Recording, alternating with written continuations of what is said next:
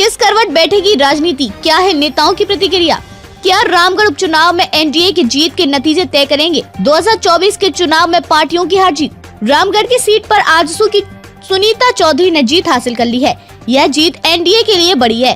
पहले ही राउंड से सुनीता चौधरी ने 5000 से अधिक की बढ़त बना ली है, जो अंतिम तक 21,644 तक पहुंच गई। सुनीता चौधरी को 1,15,243 वोट मिले हैं, जबकि दूसरे नंबर पर कांग्रेस के बजरंग महतो रहे, जिन्हें 93,599 वोट मिले। क्या यह जीत आने वाले चुनाव के लिए एक संकेत है? क्या कांग्रेस और जेएमएम के गठबंधन के लिए यह एक बड़ा संकेत है?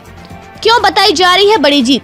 मुख्यमंत्री हेमंत सोरेन ने खुद रामगढ़ उपचुनाव में जोरदार प्रचार किया था। कई सभा और रैली के साथ साथ रोड शो के माध्यम से सरकार के कामकाज का पूरा लेखा जोखा जनता के सामने रखा था। विरोधी पार्टी का आरोप है कि जनता ने उनके सारे काम को नकार दिया है। इस जीत को लेकर राजनीति इसलिए भी तेज है क्योंकि मुख्यमंत्री ने राज्य भर में जोहार यात्रा निकाली। कई राज्यों से होते हुए यह यात्रा रामगढ़ भी पहुंची थी। सरकार आपके द्वार कार्यक्रम के माध्यम से सीधे जनता की समस्याओं को हल करने की कोशिश की गई।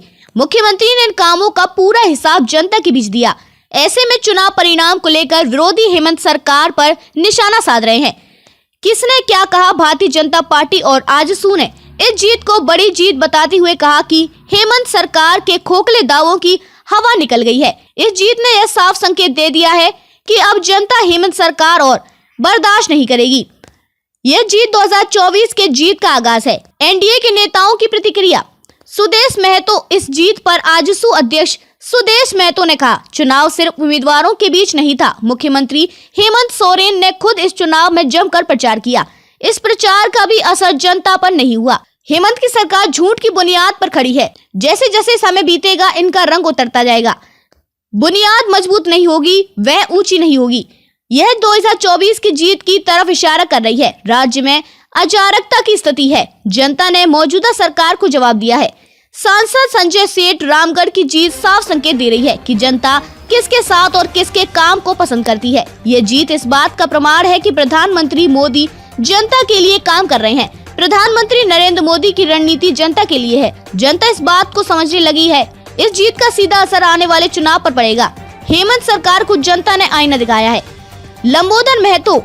गोमदिया विधायक ने कहा, यह जीत 2024 में होने वाले चुनाव की जीत का आगाज है। राज्य में लॉ एंड ऑर्डर की स्थिति किसी से छिपी नहीं है। जनता सरकार की नीतियों को समझ रही है और अब उसका जवाब दिया है। क्या है यूपीए की प्रतिक्रिया?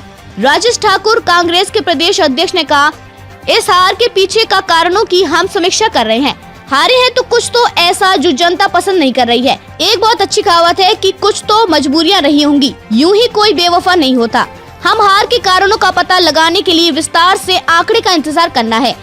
कहा, किस बूथ से हमें कितने वोट मिले हैं, कमी कहां रह गई, हम उन्हें दूर करेंगे और आने वाले चुनाव में हमारा बेहतर प्रदर्शन होगा।